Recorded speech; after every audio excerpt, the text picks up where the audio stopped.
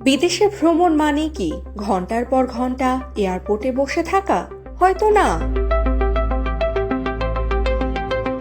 আপনার ওয়ালেটে থাকা ভিসা, মাস্টার কার্ড কিংবা আমেরিকান এক্সপ্রেসের কিছু প্রিমিয়াম কার্ড দিয়েই বিশ্বের অনেক আন্তর্জাতিক বিমানবন্দরের প্রিমিয়াম লাউঞ্জে বিনামূল্যে প্রবেশ করা সম্ভব।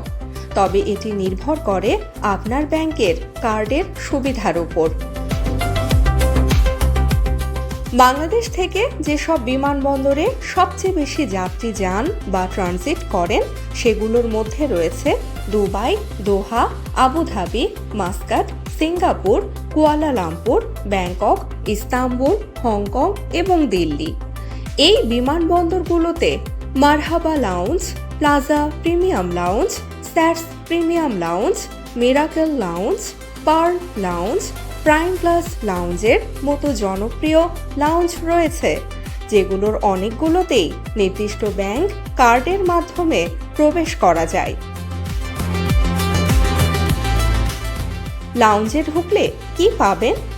আরামদায়ক বসার জায়গা, গরম খাবার, কফি, সফট ড্রিঙ্কস, দ্রুত ওয়াইফাই, চার্জিং স্টেশন, কিছু লাউঞ্জে আবার শাওয়ার এবং বিজনেস ওয়ার্কস্পেসও রয়েছে। তবে মনে রাখবেন, সব ভিসা, মাস্টার কার্ড বা অ্যামেক্স কার্ডে এই সুবিধা থাকে না।